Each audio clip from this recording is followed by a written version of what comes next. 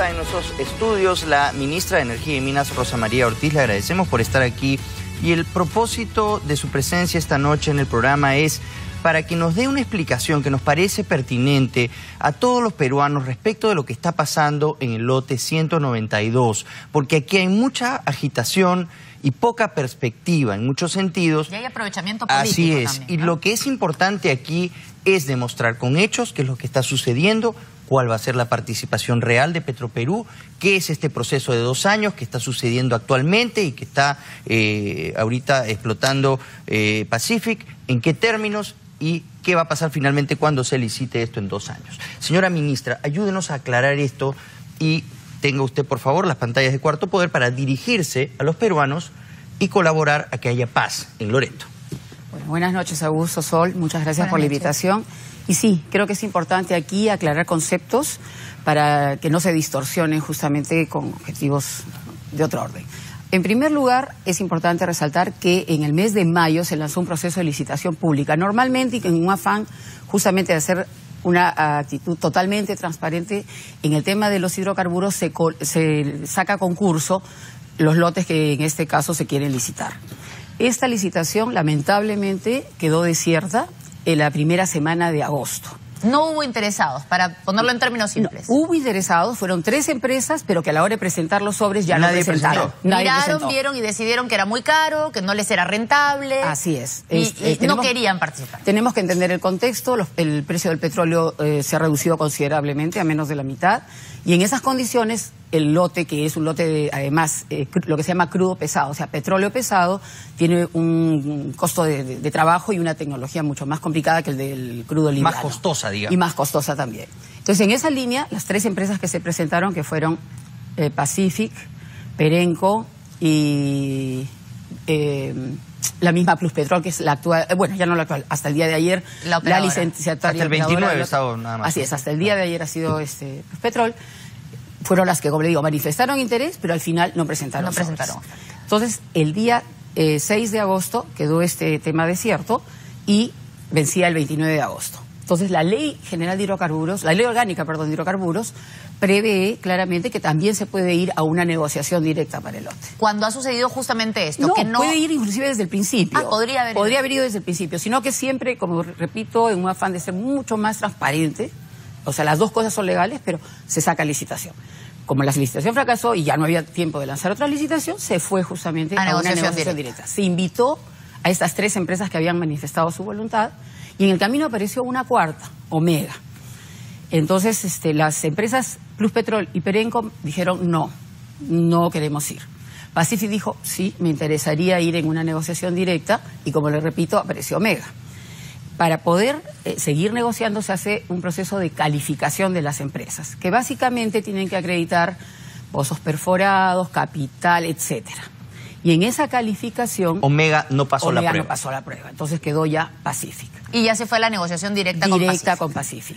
Y en esta negociación, para llegar al punto más o menos final, se ha establecido una serie de condiciones que algunas personas cuestionan porque dicen no, que hemos debido tener mejores regalías, y la gente está confundiendo mucho el tipo de beneficio que se obtiene de este contrato de 2 años, que es un contrato especial, comparándolo con lo que es un contrato de licencia para explotación. ¿Nos podría explicar brevemente por qué este contrato es diferente, contrato de 2 años? En primer lugar, lo que se licitó fue un contrato de licencia. El contrato de licencia, ¿qué implica? Que el hidrocarburo, una vez que es extraído del subsuelo, pasa a ser propiedad del licenciatario. O sea, en este caso, por ejemplo, para poner el ejemplo, Pluspetrol, que tenía un contrato de licencia, el hidrocarburo, en el momento que era sacado, era de su propiedad.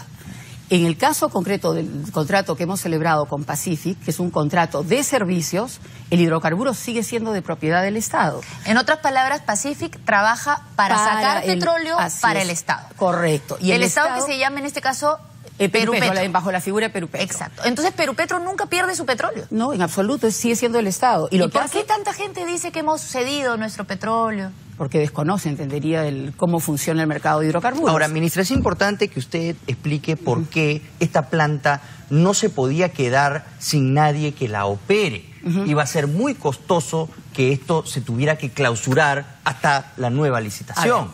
Si Pluspetrol, como vencía su contrato el día 29, ella tenía que salir del lote. Y para salir del lote tiene que dejar el lote con todos los pozos sellados, si es que no había un operador que le tomara la posta.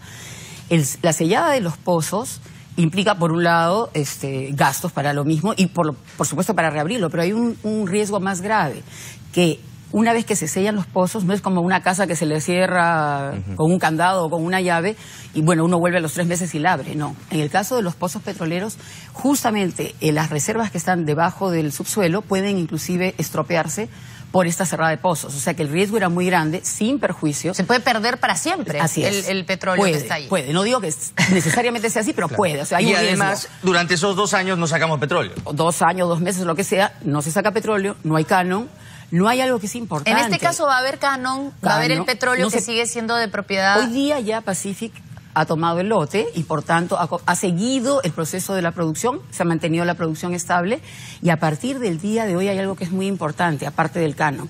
Se comienza a generar el fondo social a favor de las comunidades de la zona de influencia directa. Lo cual nos lleva a una pregunta muy importante. Hay gente que está amenazando con hacer revueltas y con convertir esto en un baño de sangre, literalmente, porque han mencionado incluso algo tan dramático y doloroso para el Perú como el baguazo. ¿Puede explicarnos? Porque lo que nos interesa en este momento es tratar de ayudar a que haya paz. ¿Cómo va a beneficiar esto a las comunidades de allí? Bueno, las va a beneficiar de una manera directa, o sea, que es básicamente este fondo social. En el proceso de consulta previa que se desarrolló en paralelo primero a la licitación y luego a la negociación directa, se tomaron una serie de acuerdos. Tengo que ser clara, habían 4 federaciones con las que se negoció. Con 2 federaciones se han tomado una serie de acuerdos, incluido este fondo social, que es la primera vez que en el Perú se instaura en favor de las comunidades de la zona de influencia directa y que equivale al 0.75% de la producción fiscalizada, es decir, de las ventas que se efectúen del petróleo. Lo cual es un montón de dinero, nos imaginamos. Con los precios deprimidos actuales, que están por el orden de los $40, se hace un cálculo que va a ser un poco más de $1 millón al año. Es $1 millón para comunidades que no estaban recibiendo nada. Otra cosa que es importante, no recibían nada, diríamos, de este fondo, porque es la primera vez que se constituye. Pero hay una cosa que también es importante resaltar. Las comunidades ya venían trabajando, en este caso con la empresa anterior, con una serie de servicios comunales. Y esos servicios comunales van a mantenerse con ellas con la nueva empresa. Si se hubiera cerrado el lote, todo esto se hubiera perdido. Así es. Hay una cosa que llama la atención también, y es la actitud de algunos políticos, en particular el tema de la bancada fujimorista. Porque tenemos entendido que la no participación de Petroperú esta vez fue justamente porque hace pocos años se aprobó una ley que decía que no podía participar, ¿no es cierto? A ver, lo que dice esa norma es que todos los fondos de Petroperú, o sea, y todos los esfuerzos tienen que estar destinados al proyecto de modernización de la refinería de Talara, que es un megaproyecto que cuesta cerca de $3.000 millones y en esa línea, justamente todos los esfuerzos de Petroperú tienen que estar destinados primero a lograr el financiamiento, porque todavía no se ha hecho el financiamiento. Pero ya se había hablado de eso incluso, que por qué no sacaban del lote que se iba precisamente a terminar, ¿no? la licencia de Pluspetrol y que lo llevaban a la refinería, y se dijo que no se iba a hacer eso. No, por eso. A ver, acá lo que es importante destacar es que en este momento lo que tiene Petroperú como misión primordial es sacar adelante el proyecto de modernización de la refinería. Y por eso votaron los congresistas también, ¿no es cierto? Claro, en su momento la ley es una ley del Congreso. Claro. Es una ley del Congreso que establece esta... Que hay que concentrarse en Talara, en términos simples. Exactamente. Yeah. Entonces, tenemos que legalmente Petroperú está impedida de entrar a otra actividad que podría causar pasivos contingentes. Entonces, ningún congresista de ninguna bancada podría hacerse el sorprendido ahora y decir, ay, ¿por qué no dejan participar a Petroperú? En absoluto. Porque además, ellos mismos han aprobado que se concentre en Talara. No, pero además solo hay algo que es importante. Cuando se sacó el proceso a licitación, en ningún momento se dijo Petroperú va a participar del proceso de licitación. Tal es así que ni siquiera lo postuló. Lo que se puso más bien como condición para la licitación y también se puso para la negociación directa fue darle la oportunidad a Petroperú de entrar en un 25, hasta en un 25%. Para Talara no, para 192. Para el 192. Pero al final Petroperú, fue la que decidió porque no podía, no está en capacidad. Así es. Y así lo manifestó en 2 cartas a falta de una.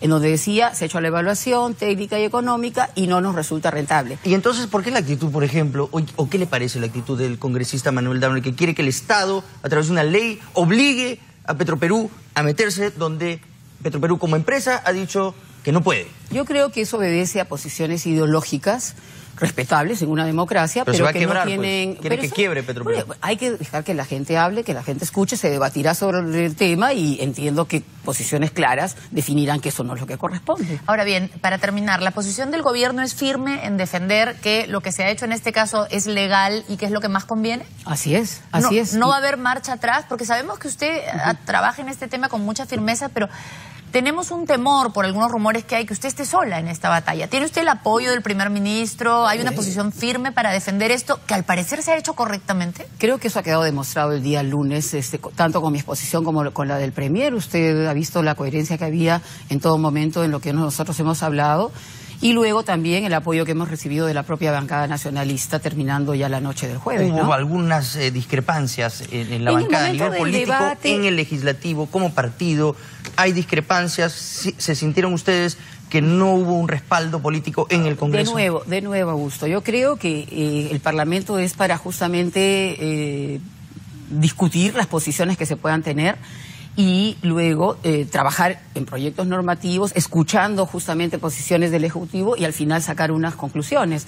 Lo importante aquí es que, vuelvo a repetirle, terminando la noche del jueves, después que nosotros nos hemos retirado, después que vino, bueno, todo el tema de si se debatían o no las normas que se habían propuesto, la bancada nacionalista emitió un comunicado dando su total respaldo a la posición del Ejecutivo. En 2 años, para terminar, en 2 años Petroperú ha insinuado que podría participar del proceso de licitación. Este grande ya para 30 años. Nosotros creemos que sí, y le digo suceder? por qué razón. Primero, porque este gobierno, contra muchas acusaciones que se han hecho, yo creo que es el único gobierno que justamente ha querido potenciar a Petroperú. En esa línea le ha dado un proyecto de la envergadura del proyecto de la modernización de la refinería de Talara.